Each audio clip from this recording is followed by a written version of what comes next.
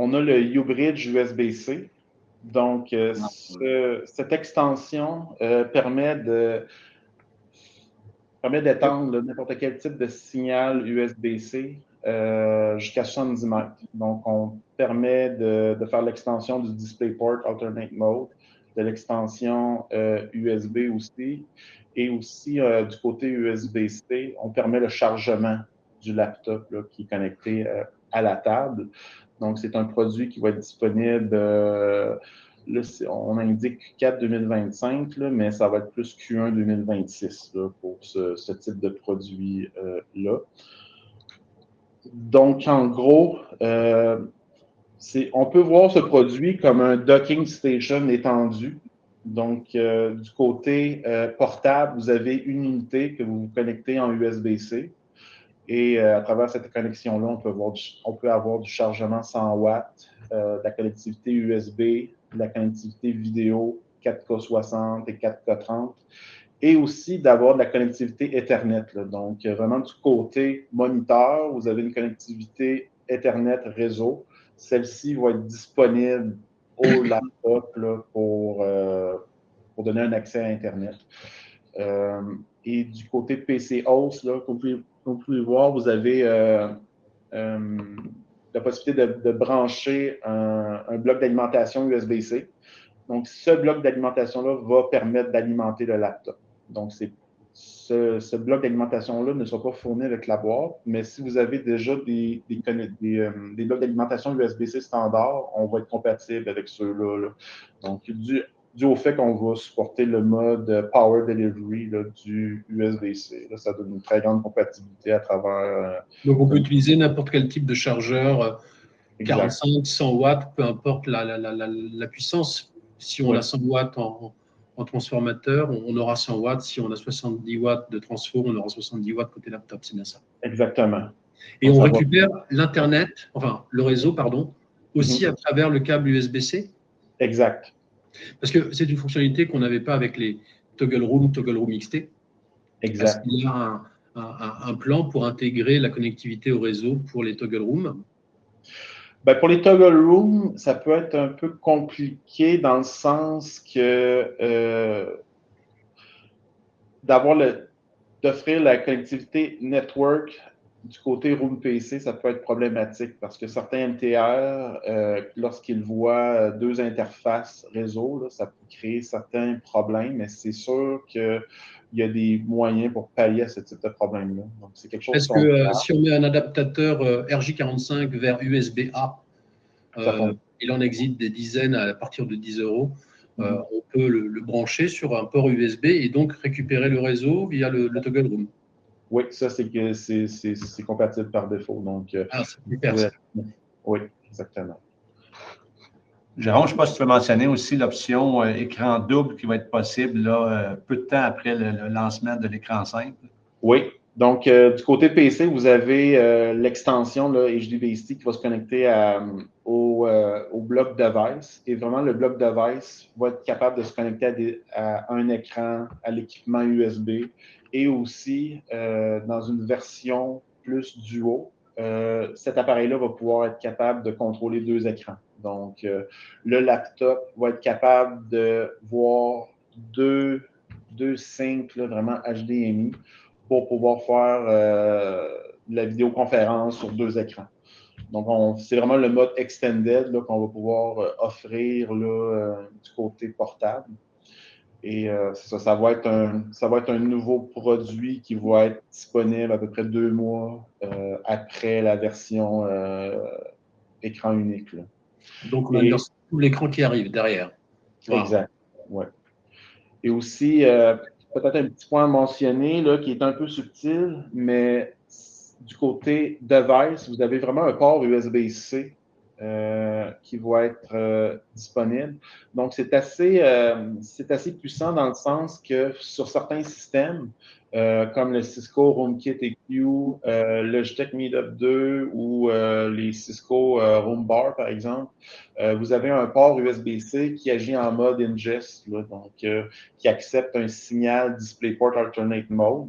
Donc, avec ce genre d'appareil-là, comme le U-Bridge USB-C, il va être capable d'envoyer la vidéo à travers le USB-C vers ces types de systèmes-là et aussi de récupérer la caméra, de récupérer toutes les interfaces audio de ces systèmes-là et que ça soit disponible du côté portable. Donc, ça peut être assez puissant, là, ce type d'appareil-là. Il y a Jonathan qui demande c'est quoi les limites concernant la longueur du câble USB-C côté laptop. Oui.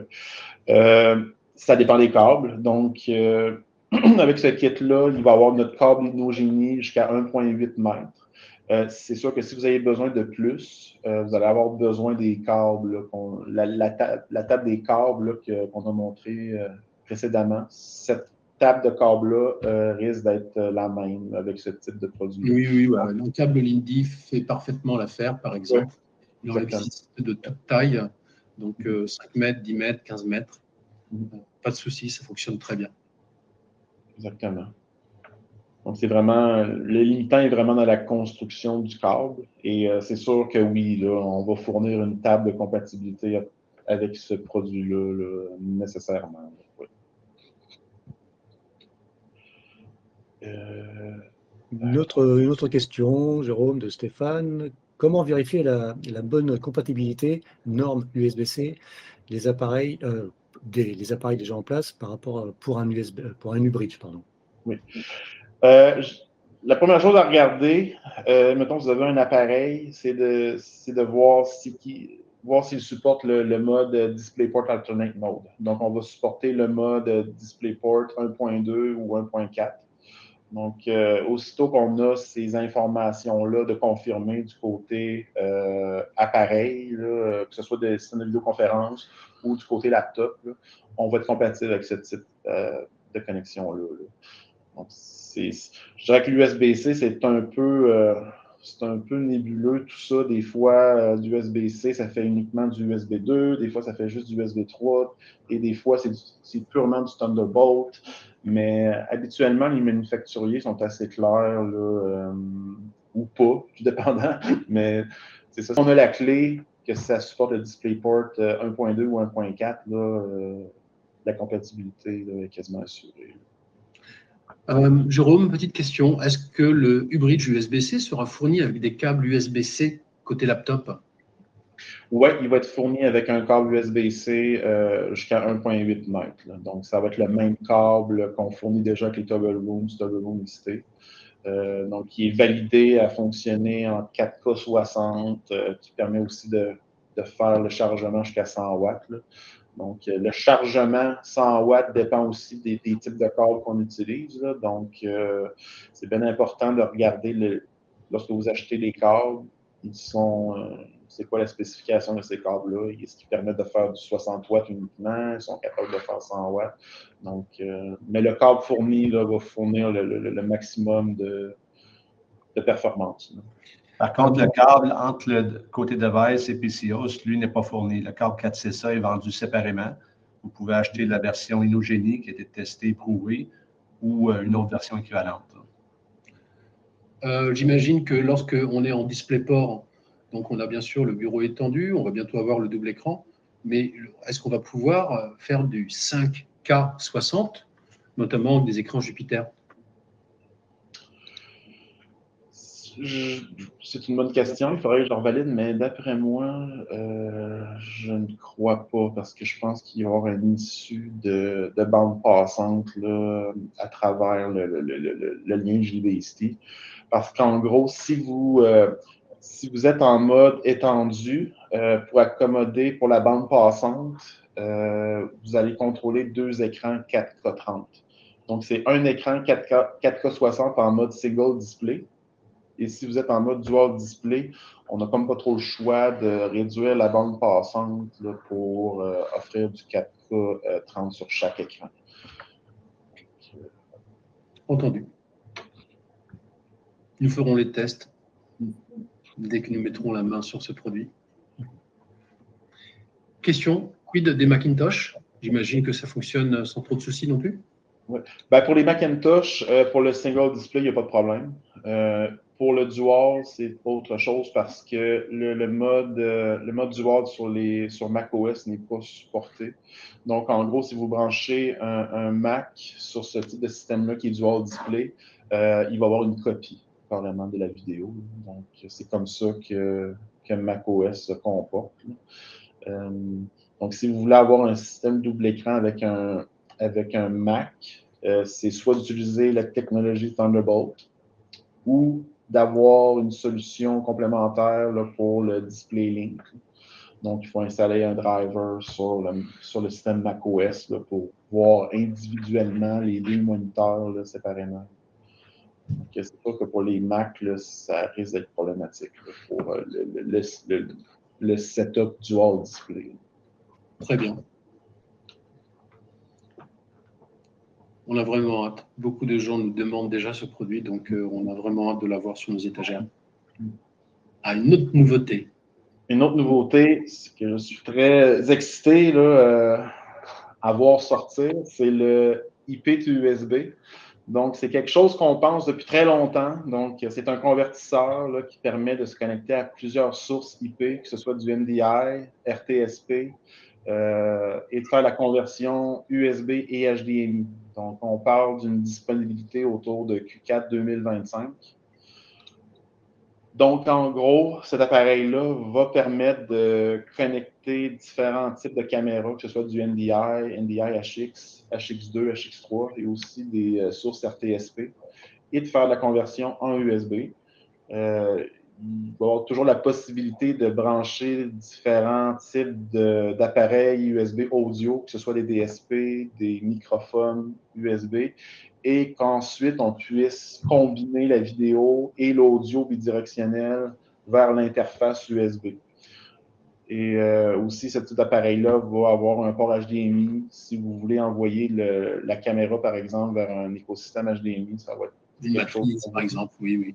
Oui, exactement. Il va y avoir un port RS232 pour contrôler l'appareil si vous avez des connectivités RS232. Et aussi, vous avez le bloc d'alimentation de fourni. Donc, ce type d'appareil-là, vous pouvez voir un peu l'écosystème. Donc, il peut se connecter sur un nombre assez grand de caméras. Et à travers votre infrastructure VLAN, donc si vous avez un réseau isolé de votre réseau entreprise, vous pouvez vous connecter à ce réseau-là à travers le IP2USB et ensuite faire la communication de caméra à travers notre API, à travers notre interface web, à travers notre interface USB aussi. Point de vue audio, toujours la possibilité de brancher un speakerphone ou un DSP pour justement combiner la vidéo et l'audio. Et la sortie USB va se connecter sur un système de vidéoconférence ou un portable. Juste pour le mentionner, là, on est en train de regarder un peu la faisabilité de rajouter de l'audio numérique Dante. Donc, c'est quelque chose. C'était la question. Ouais. C'était évidemment. C'était la question de Stéphane, oui. Bon, ben parfait. J'ai été à l'avance. Donc, c'est quelque chose qu'on regarde définitivement pour justement éviter d'utiliser un DSP dans une salle qui est quand même assez simple d'utilisation. Donc, c'est sûr qu'on comprend que c'est quelque chose d'absolument essentiel. Si on a déjà une infrastructure IP, il y a fort probablement de l'audio Dante dans l'installation. Donc, l'appareil va être capable de gérer, dépendant de la preuve de concept, là, tout ça, de se connecter au microphone Dante et aussi, si vous avez des haut-parleurs Dante, de gérer là, finalement du point de vue USB, de se connecter à ces appareils-là, et aussi de gérer l'éco-cancelling. Donc, envoyer les références du forend vers le microphone pour que l'algorithme d'éco-cancelling puisse fonctionner correctement. Donc, c'est quelque chose qu'on regarde en ce moment. Mais c'est ça, ça va être plus à venir là, dans les prochains mois. Là. Ouais, moi, donc, ça, c'est disponible. Oui, pardon. Ouais, Stéphane, il dit que c'est incroyable, donc je traduis, donc c'est écœurant comme produit, tout simplement. On a des très, très bons feedbacks. Sur les 2 derniers produits, on était à Infocom récemment en juin, puis les feedbacks depuis ce temps-là sont très, très intéressants pour autant le bridge USB-C que le IP2USB. Il y a une question de Michael qui demande est-ce que ça sera possible de l'associer à un toggle room? Ben, techniquement, oui, parce que vous pourriez brancher un IP USB directement dans les ports appareils d'un toggle room. Comme ça, vous pouvez faire de la commutation entre un système de vidéoconférence et le laptop. Donc, oui, ce serait possible de faire ça. C'est sûr que d'un certain point de vue, le IP USB pourrait être vu comme un type d'endpoint que vous pouvez installer du côté laptop et aussi un autre IP USB qui va être connecté près d'un MTR. Donc, tout dépendant des besoins, vous pourriez quasiment utiliser simultanément l'IP USB du côté MTR versus côté laptop. Là. Donc, ça peut ouvrir beaucoup de voies là, pour une installation. Vous pouvez enlever les extensions. Plus besoin d'extension USB, plus besoin d'extension HDMI parce que l'appareil est local, vraiment du côté MTR versus laptop. Là. Donc, ça peut grandement aider pour une installation. Il y a beaucoup de questionnements là, sur ce produit. Il y a Vincent qui demande est-ce qu'on pourra faire la sélection des caméras NDI au travers de l'IP2 USB? Et si oui, quelle serait la latence de communication? Très bonne question. Je vois que Vincent est fin connaisseur. Oui, donc oui, on peut faire la sélection des caméras NDI là, au travers du IP2 USB. Donc, on va offrir une interface de programmation. Donc, vous pouvez associer différents channel ID. Donc, caméra 1 qui est telle caméra 2 qui est une autre. Donc, on va offrir un API là, finalement pour faire le switching de ces sources-là. Et point de vue latence, là, on parle de très basse latence. Donc, le NDI, c'est fait pour ça, là, finalement, là, pour gérer du switching de façon très rapide. Là. Donc, non, il n'y aura pas d'issue de latence. On pourrait même dire que la latence, on peut s'attendre à quelque chose de similaire au Shell 2U, sinon moins. Là. Donc, on parle de quelques millisecondes de latence. Et le produit sera disponible à partir de quand, Jérôme? C'est surtout dépendant comment le développement va bien. En ce moment, ça avance très bien. Donc, on parle peut-être fin de l'année 2025 là, pour ce type de produit-là. Je suis en train de lire les commentaires en même temps. Je ne peux pas m'empêcher. Merci Stéphane. Bien sûr, nous aussi, nous avons hâte de nous sucrer le bec avec. Alors, surtout restez connectés parce que nous avons une avant-première produit qui va suivre. Donc, je sais on touche à la fin du webinaire, on arrive pratiquement à 1 heure maintenant d'intervention, mais ne vous déconnectez pas parce que nous allons vous parler d'un produit à venir et bien sûr, cette partie sera éditée et retirée de la version replay. Donc, pour tous ceux qui sont encore présents, restez avec nous. Donc, n'hésitez pas à nous poser des questions à suivre par email. Nous allons vous envoyer cette présentation moins à l'issue de ce webinaire. La version YouTube en replay sera aussi éditée sans cette partie-là. Donc, je tiens à dire merci à tous ceux qui sont présents et je vous dis à très bientôt par email, par téléphone. On est à votre disposition pour tout complément d'information. N'hésitez pas à nous solliciter si vous voulez tester les produits. Hein, on vous les prête, vous le savez bien. Donc, à tous et à toutes, je vous remercie et je vous dis à très bientôt. Merci beaucoup. Merci. Bye, à tantôt. À tantôt.